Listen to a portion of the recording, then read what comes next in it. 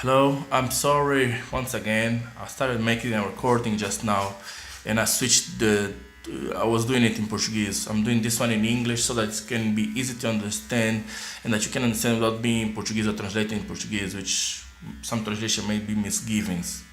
I just want to do these recordings to witness or to live as witness that Angolan police, my father, my brother, my little brothers, Enio and Jai, and my neighbor's Porsche, which is the house behind me. I'm the house G3 in Condomínio Caju, Luanda. I'm the house behind me, and the house next to me, directly next to me on my left, is Senor Silva. All of them are friends of my father for a long time, or my stepfather. And then the house behind Silva is also included in this. I used to think there was a Chinese people living there, and there might be Chinese people living there. There is no reason why there shouldn't be Chinese people there. Then there's the house to the right is an old lady called Dina. She has her influences in the main party of this country, MPLA. And also, there's also the house behind. This is the enforcer from an old man called Bunda. He's already dead already. But his son is the problem. I think his son is a stepson because he's like light skin and the guy was dark skin. Even his wife, he was dark skin. So his son is a problem. His son is not a problem now. It's just he's an enforcer. He's like a drug dealer or drug user, which the guy, the Porsche, the house directly to me, banked him, paid for him to live here with his mother to harass me. Yeah. But the thing is, the main thing that I want to talk about is the Angolan police. The Angolan police is against me and chasing me and is in the workings to try and kill me. They want to assassinate me.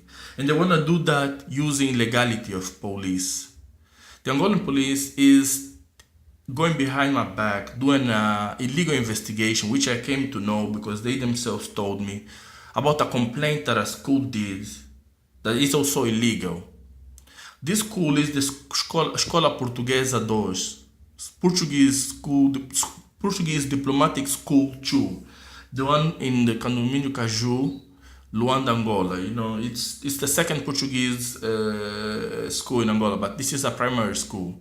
It's not really a school, it's a listening post to me and to maybe other dissident Angolans who are living in this condominium, because the workings of the school are very shady and the way they do things, very shady indeed, very suspicious, very suspicious. Before the school was working, they had a whole lot of people setting up some containers that sit directly in front of my house. Directly in front of my house. I have been to them. They look like there's nothing suspicious, but I didn't have a thorough search on them. And these days, surveillance technology no longer needs to be a big thing. Maybe something like a router and etc. And the router will control all your technology, such as this one that I'm using, a cell phone and internet connection. Exactly. I'm gonna try and keep this video, this recording short. In this video short, I'm gonna make possibly a video with some photos which I will take from the school and put it in the audio recording.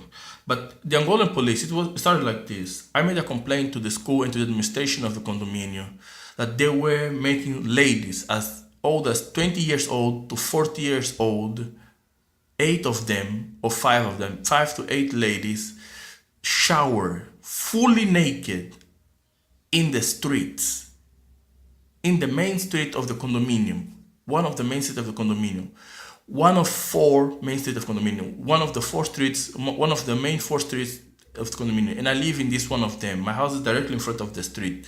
This street goes directly to the Angolan highest elite houses and highest diplomats. So everybody knows this, everybody has seen this, It's because they don't care that they haven't seen, but everybody can see this. And this nude bath is in front of the visiting parking lot of the houses here where I live. G Street. G of grand, G of gold. The ladies take shower naked. You can see the labellum so close to the street they are that you can see the labellum from the vagina. You can see them putting their fingers in the vagina and the vagina stretching open to accept the water to clean the vagina. Breasts out, no clothes, no nothing, naked. The most aggravant is that there is a bathroom directly in front of the ladies, but they're not allowed to use those bathrooms because the school said those are just for the people who play soccer, because there's a soccer field there, a saloon soccer field, which is those indoor soccer, which is just for the players. That's what they say, just for the players. The players are adults as old as 60 and children as old as 5 or 8. The ladies cannot use those bathrooms because they said the ladies smell sweat, and that's just for the players. But those ladies are the janitors of the school. They are the ones who clean up the whole school. There are 8 ladies. They clean up the whole school. And I have received report that sometimes the guards, the security, and some teachers, when they feeling like horny, they go to these ladies and they have sex with these ladies. They have become sexual toys. And everyone that comes in and pick up the little primary kids who study in this school and parks at those visitors park, sees these ladies naked taking a shower there. It's for few view for all those who want it. I caught up with this situation because I like to go outside and take air and breathe air. And one time I just heard somebody complaining, "What you doing there? Why are you watching at me?" It's a little bit below level. It's not like one floor. It's just a little bit below level. And I looked at it's like a field. It's like a field. You got 3 stacks of chairs. On the second stack of chairs from the third one, that's where the ladies are. And it's not a field. It's like you have to come here and I'll put the pictures and you'll see what it is. And the lady started complaining, "What you doing there?" And I'm like, "What the hell? Why are you talking to me? Why are you naked there?" And she's like, "I'm taking a shower. You're the one's peeping on me." I said, "I'm not peeping on you. I live here. My house is this one." And so the whole dilemma started. I went to the condominium Caju to complain about the situation. The condominium was afraid to act and said, "You have to talk to the school." You can see the administrator. I talked directly to the administrator of the condominium. She was and she knew the situation. She told me she knew the situation. She was afraid to act, and she referred me to go to talk to the administration of the school. The administration of the Colégio Caju, ou Escola Portuguesa 2, Portuguese Diplomatic School 2, refused to see me. I had to talk to one of their teachers after being rudely attended by the security guard, which did not allow me to go to the administration office. He put me outside, and I'm a person who lives inside the condominium. The school is a new thing, and they kicked me out. They didn't kick me out. They just put me outside, working outside. So I talked to some teachers. I told, "Are you guys responsible?" I said, "You gotta stop That was the second time I was there to do that.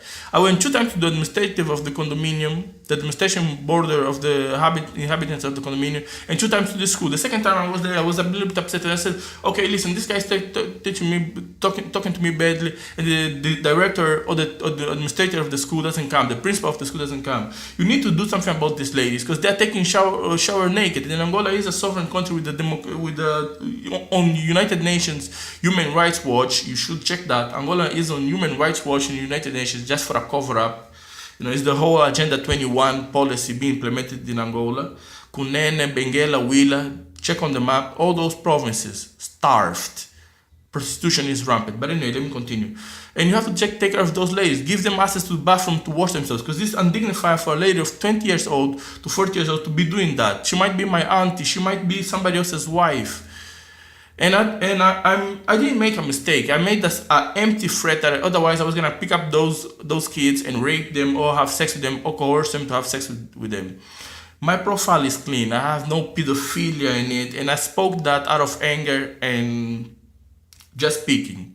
Now it passed at least 10 months because this was last year. 10 months or 2 months or 8 months because this was last year or the beginning of this year. It was March or April of this year. 4-6 months passed because we're now on 11, right? And this started in October, this month of October 10th. So it's 6 months past. April 6 plus 6 is April 4 plus 6 of it's 10 October. 6 months that passed, and they come with a complaint. This after my father, after I fought with Silva's son, one of the boys, little boy, younger than me, way younger, 10 years younger than me, or even more younger than me.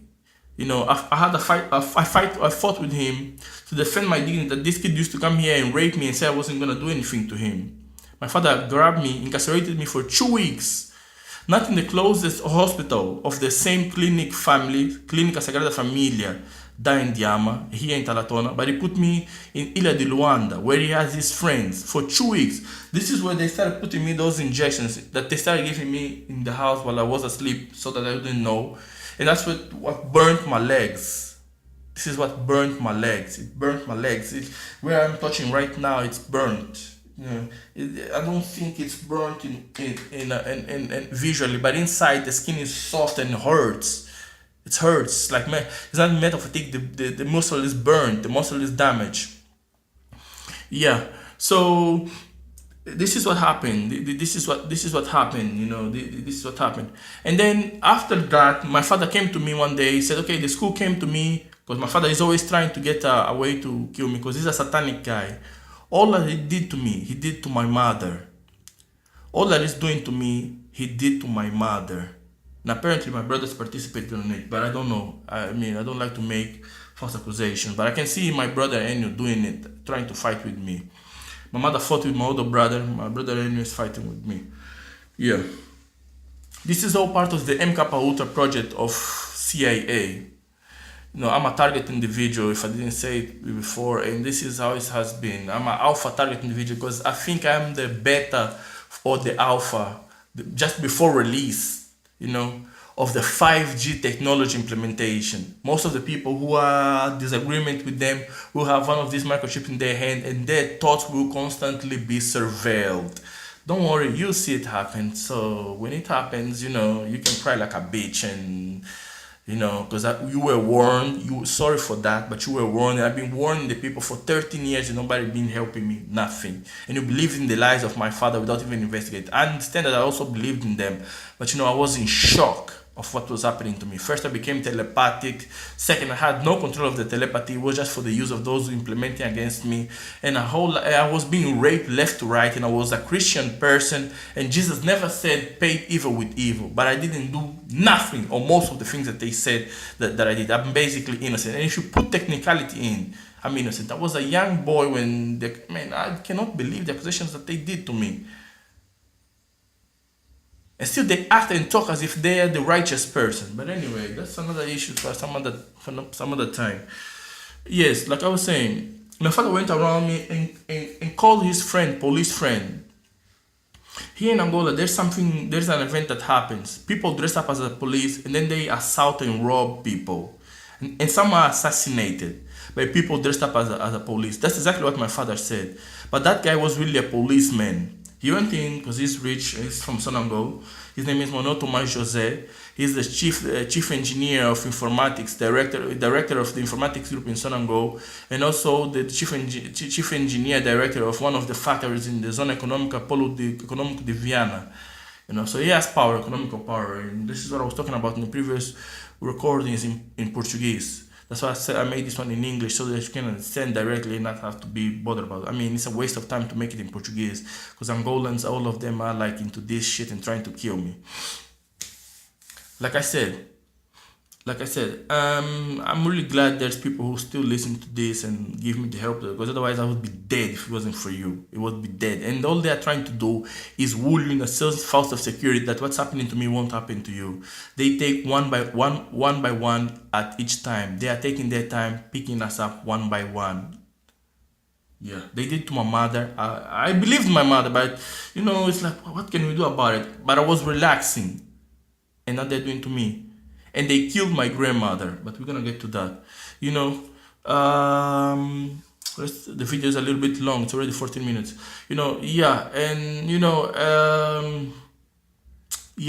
So my father goes to the police, and 6 o'clock in the morning, the next day after the complaint of the school, I went there to the school and told them not to do that, not to complain to my father, not to abuse me, because I was right in my complaint that the ladies were going naked, and they didn't have no right to molest me or my father about the me going there to complain, because it's an abuse, I'm complaining to you that you are making a human rights violation, and instead of thanking me, you go and try and tell my father to kick me out of my house.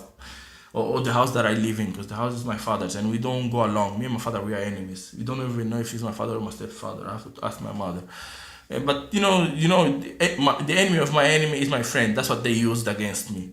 So then he goes to the policeman, and the policeman takes me to the squad. When I'm in the squad, I'm intimidated by the superintendent and commandant of the squad, Squadra do Talatona, or Talatona Police Squad, na rua, in the street of Tevezimbo and Casa Com, na rua do Tevezimbo e da Casa da Com, frente aos prédios do condomínio Reis. It's in the street of TV Zimbo and Casa Com. It's a very famous shop next to the South African embassy, just adjacent to the South African embassy, to the left of the South African embassy. You have to go all the way down to the roundabout and take your left to also the South African embassy.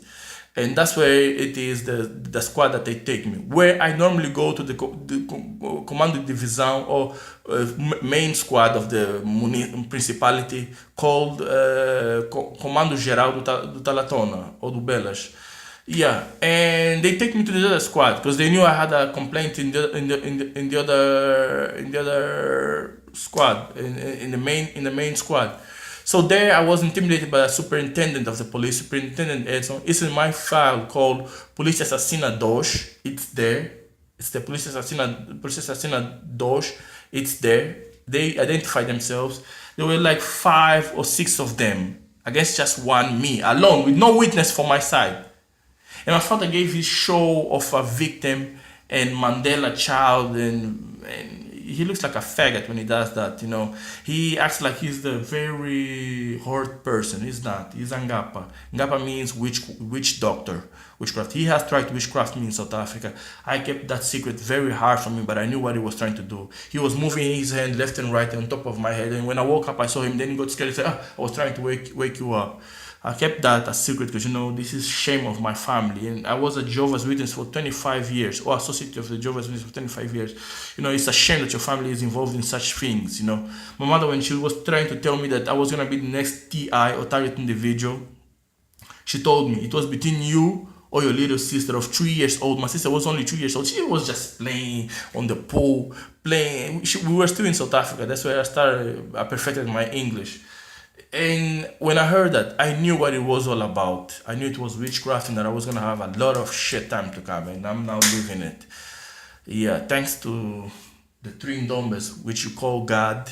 The first Ndombe is what you call God, the creator. Me is a creator. None of that is all powerful, etc. This is a war, and I don't know if you can win it. It's a war, and I don't know if you can win it. We don't even know the enemy. If it is God, reptilians, whatever. You call them Illuminati, but you can see that they don't work for human, like money, woman, and etc. They are not working for that. You can see that they already control everything. So if you're stupid not to believe in the people that are telling you that there's something beyond human moving them, at least believe that it is satanic. At least that's a generalization of them, satanic. Yeah. Anyway. Yeah, so my father takes me there and they intimidate me.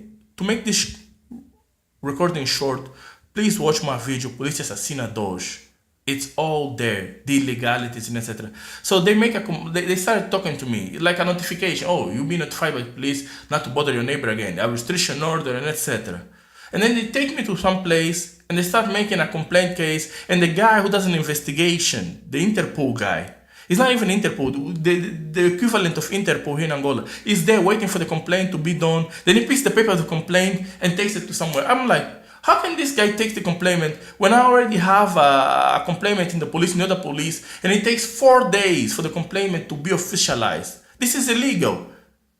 He might put things there because I didn't read the complaint. I wasn't even asked to agree or disagree or to sign anything. My father was next to me making the complaint. I'm like, you took me from the house to come and answer for a police notification, and the police notification doesn't even exist. It's not yet done. You're just doing it now.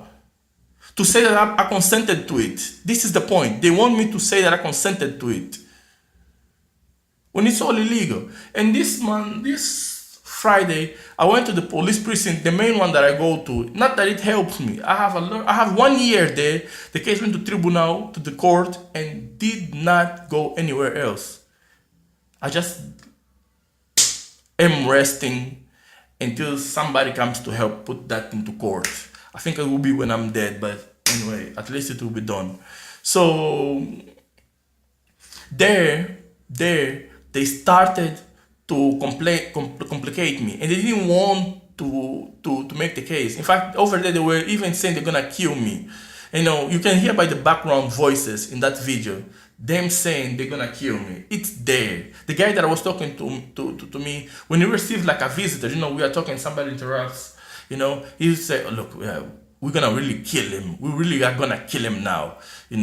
Just wait. We're gonna kill him." Then he came back to me, and you can hear them. As I was there, I was a little bit nervous, and so I didn't hear it. But as I come home and I start listening to the recordings, I hear him clearly say that they're gonna kill me. That's why I'm making this recording, so that it is recorded and everyone that is involved in this is known. I would like to put an investigation into the Portuguese and the rich migrants in the Portuguese government, because this Portuguese Escola Português 2 or Portuguese school, the diplomatic Portuguese school 2 is involved in this, because it's a listening post. It's not a school. It's just a convenient listening post. Yeah. So they have from a complaint they're making an investigation. What are they gonna investigate? If I just went there to complain that the ladies are walking naked, and I made a threat to make them move, to motivate them to do the thing, to fix the things. Now that they made the police case, now they have made the ladies go take a shower in a shower room. Now they have a room for the ladies. Why do they do that? So that they can lie? No, these ladies never took shower outside the streets, so that they can do that. And they deleted or arranged some of my recordings, and I think they already messed up with my recordings in YouTube. I have to listen to 3 of them or the 4 of them in YouTube. There's also a recording of the maid, which is a SINFO or SIC operator, SIC, Serviço de Investigação Criminal, and SINFO is the Serviço de Inteligência Nacional de Angola, something like that, from Angola. It's secret services and FBIs and etc. CIA and FBI, if you feel like. SIC is FBI and SINFO is CIA. The vice president was the head of SIC and SINFO for a long time. The president himself is a SINFO and SIC also president. Both of them are of military regime and shit like that. I mean, it's whatever. It's the same shit. Different faces, the same shit. All the show that this guy is doing is a propaganda. It's basically cleaning the house from the old files to make room for new files. The owners of Angola is the same, the Portuguese government and some other Western governments. It's the same thing. That's why they want to kill me, because I don't oppose them like politically. I oppose them with what direction should the country take. I invent technologies, and so they come to my computers and my recordings, and they manipulate them. And they don't let me get a bank loan to get my projects going. They don't let me get a job to financiate myself. They just make me dependent to my father, to this stepfather or my father, so that I can say, see, he's a better educated person, he's an ungrateful, and all these things that goes along, But I don't depend on this father of mine. This father of mine depends on me, because he's getting money just to keep me here and to do all of this shit, like this police thing, and incarcerating me into the psychiatric ward like he did. He basically is the legal case that they have against me, because every time they have a problem, they just phone him and they just use him to get to me, and they used him to get to my mother. So that's what I'm saying. I've seen it all. In South Africa, he used to tell their marriage secret between him and my mother to the other rivals of my mother. Like, for example, my mother was the third person in the embassy. He used to tell to the economist, the human resources guy who paid my mother, who paid the thing, and the other type of officers, because I didn't know much better. I didn't care much about my mother's work. Not because I didn't care about it, but I was the type of son who doesn't need to know how much the father, the mother earns to respect the father. The money doesn't matter, the person matters. So this Manoto Jose used to tell all the secrets, including how he had sex with my mother. I mean, this guy was a filthy bastard.